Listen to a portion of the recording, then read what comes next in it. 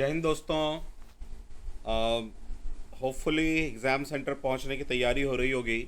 इस last time में थोड़ा सा यदि ये कुछ करंट अफेयर देख लेंगे तो बहुत ही ज़्यादा इम्पॉर्टेंट करंट अफेयर्स जो है ये हैं क्वेश्चंस। वैसे ग्रुप्स वगैरह में तो मैंने आपको करंट अफेयर प्रोवाइड करवा दिया था, ठीक है। तो चलिए कुछ इम्पॉर्टेंट करंट अफेयर है, इसको डिस्कस करते हैं।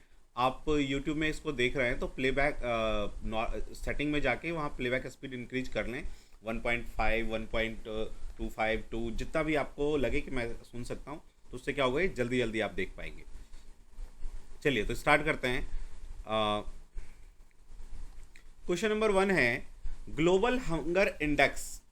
ग्लोबल हंगर इंडेक्स जो है हर साल जारी किया जाता है और इससे क्वेश्चन हमेशा आया है, ठीक है ना। तो ग्लोबल हंगर इंडेक्स में भारत का कौन सा पोजीशन आया है, तो 111वां पोजीशन है भारत का। भारत का जो पोजीशन है ग्लोबल हंगर इंडेक्स में 111वां। चलिए क्वेश्चन नंबर 2 पे चलते हैं। क्वेश्चन 2 है विश्व के सर्वश्रेष्ठ देशों की सूची में भारत का कौन सा स्थान है। यदि हम विश्व के सबसे बेस्ट कंट्रीज को देखें तो भारत का पोजीशन कौन सा है। तो ये जो रैंकिंग है इसे जारी करता है US news and world report. कभी ये भी पूछ ले, वो इसको जारी करते हैं और इस पे भारत का जो स्थान है वो 30 रहा है आपका 30वां। इसमें भारत का स्थान 30वां रहा है, इसमें ऑप्शन में नहीं है, ठीक है। तो एक्चुअली ये 20 जो है गलत टाइप है, 30 30वां भारत का 30वां स्थान रहा है, ठीक है। और सबसे टॉप पे इसमें जो रहा है वो स्विट्जरलैंड रहा है, ठीक है। स्विट्जरलैंड जिसे हम लोग हिंदी में कहते हैं स्विट्जरलैंड। तो स्विट्जरलैंड जो है वो सबसे टॉप पे रहा है। क्वेश्चन नंबर 3 है भारत की सबसे लंबी समुद्री पुल कौन सी है, लार्जेस्ट सी ब्रिज। अच्छा, अभी जो कुछ एग्जाम्स हुए उनमें ये आए हैं ये क्वेश्चन, इसीलिए ये क्वेश्चन इंपॉर्टेंट हो जाते हैं, ठीक है। तो उसका 2 नाम है, एक तो मुंबई ट्रांस हार्बर लिंक और दूसरा अटल बिहारी वाजपेयी सिवड़ी नाव, ठीक है, सोवा अटल सेतु। तो दोनों एक ही के नाम है, तो आंसर हो जाएगा बोथ, ठीक है। इसकी जो कुल लंबाई है वो 16.5 किलोमीटर है। क्वेश्चन नंबर 4 पे आइए। किसे सीआईएसएफ की पहली महिला महानिदेशक नियुक्त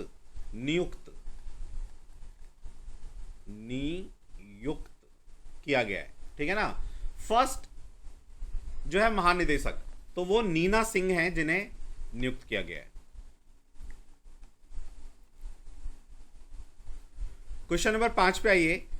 72वीं मिस यूनिवर्स 2023 में जो मिस यूनिवर्स बनी है, 72nd मिस यूनिवर्स हैं, तो उनका नाम क्या है। तो उनका नाम है सियानिस फैलोसियोस, ठीक है।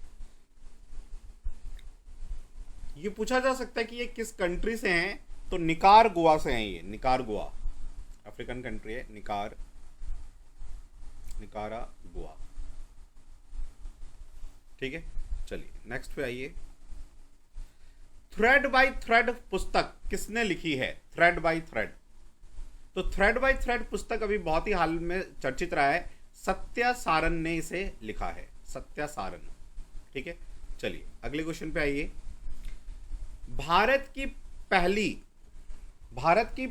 पहली महिला एड दी कैंप किसे नियुक्त किया गया है, एड दी कैंप। इसे मैंने टेस्ट वगैरह में भी दिया था क्योंकि इधर बहुत सारे एग्जाम में पूछा गया है। तो उनका नाम है स्क्वाड्रन लीडर मनीषा पाढ़ी, ठीक है। नेक्स्ट आइए। Question number 8। उपन्यास एक्ट्स ऑफ गॉड, जो ये उपन्यास है एक्ट्स ऑफ गॉड, इसे किसने लिखा है। तो एक्ट्स ऑफ गॉड के जो राइटर है उनका नाम है कानन गिल, ठीक है। अच्छा, नटवर सिंह और एमजे अकबर ने एक बुक लिखी है, वो भी बहुत एग्जाम में आया है। इस क्वेश्चन का तो आंसर कानन गिल है, लेकिन ये जो दोनों है इन्होंने मिलकर एक बुक लिखी है जिसका नाम है Gandhi a life in three campaigns, ठीक है ना, Gandhi a life in three campaigns, तो ये नटवर सिंह और एमजे अकबर ने लिखा है। नेक्स्ट आइए क्वेश्चन नंबर 9, भारतीय चुनाव आयोग द्वारा किसे नेशनल आइकन नियुक्त किया गया है? तो नेशनल आइकन जो है राजकुमार राव को रखा गया है 2024 के जनरल इलेक्शन के लिए। चलिए 10th पे आइए, who has written the book the day I became a runner? The day I became a runner, ये पुस्तक सोहिनी चट्टोपाध्याय ने लिखा है, सोहिनी चट्टोपाध्याय। नेक्स्ट क्वेश्चन पे आइए, 32वां सरस्वती सम्मान किसे प्रदान किया गया है? तो उसे शिव शांकरी को दिया गया है, 32वां सरस्वती सम्मान अवार्ड। नेक्स्ट क्वेश्चन, वर्ष 2023 का साहित्य नोबेल पुरस्कार किन्हें दिया गया है? तो वो जॉन फॉस को दिया गया है, ठीक है। और जो आपका आंसर ये हो जाएगा, और ये जो लास्ट के 4th वाला जो है, Katalin Kariko and Drew Weissman, इनको फिजियोलॉजी या आप कह सकते हैं चिकित्सा के लिए जो नोबेल अवार्ड है वो इन दोनों को दिया गया है, और साहित्य के लिए जॉन फॉस को दिया गया है। नेक्स्ट आइए, 37वें नेशनल गेम का आयोजन कहां पर किया गया है? तो वो गोवा में किया गया था, 37th नेशनल गेम। हो सकता है ये पूछ ले कि इसका शुभंकर कौन था, टॉर्च बेरर कौन था? तो इसका शुभंकर जो है, जो आइकन बनाया जाता है, तो इसका शुभंकर था मोगा एक जो है आपका एक भारतीय बाइसन है, बरसिंगे की तरह, तो वो रखा गया था इसका शुभंकर, ठीक है। चलिए नेक्स्ट आइए, 19वें एशियाई गेम्स का आयोजन कहां किया गया? 19वें एशियन गेम्स, तो ये चाइना के गुआंगजू में किया गया था, चाइना के गुआंगजू। नेक्स्ट आइए, रैक्यूम इन रागा जानकी नामक उपन्यास किसने लिखा है?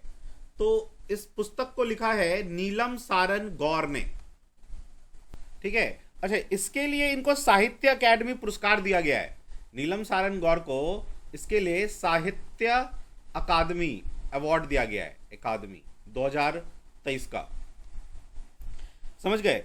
तो अच्छा, ये भी पूछा जाता है साहित्य अकादमी अवार्ड इस बार कितने भाषाओं के लिए दिया गया है? तो 24, अपने जो 24 भारतीय भाषाएं, उन भाषाओं में लिखी गई किताबों के लिए दिया गया है।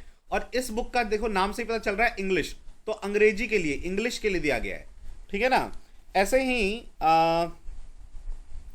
संजीव, देखिए एक जो नाम यहां पे लिखा हुआ है संजीव, ठीक है, तो इन्होंने हिंदी भाषा में एक उपन्यास लिखी, मुझे पहचानो,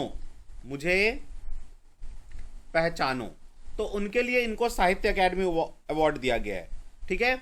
उर्दू में जो अवार्ड दिया गया है सादिक नवाब शहर को साहित्य अकादमी अवार्ड, और उनके उपन्यास राजदेव की अमराई के लिए, राजदेव की अमराई में उर्दू भाषा के लिए, ठीक है। और ये इंदिरामणि पांडे जो हैं, इंदिरामणि पांडे, ये भी नाम बहुत ही इंपॉर्टेंट है, ये साहित्य अकादमी अवार्ड के लिए तो नहीं है, लेकिन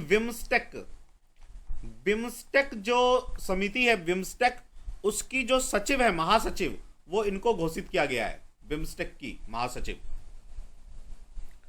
नेक्स्ट आइए, 33वां व्यास सम्मान पुरस्कार किसे दिया गया है? तो व्यास सम्मान पुरस्कार दिया गया है पुष्पा भारती को। इसमें जो नीचे ये नाम है ये भी इंपॉर्टेंट है, कबीर बेदी, जैसे कबीर बेदी हैं, तो इनको इटली का ना सर्वोच्च उपाधि दी गई है, इटली का सर्वोच्च सम्मान दिया गया है, जिसका कहते हैं the order of merit, the order of merit, वो कबीर बेदी जी को दिया गया है, ठीक है। अच्छा, ये जो पुष्पा भारती हैं, ठीक है ना, तो उनकी एक जो राइटिंग है, यादें, उनके लिए ये उपाधि दी गई है, ठीक है ना। अच्छा, गीतिका कौल जो है, ये भी बहुत ही इंपॉर्टेंट नाम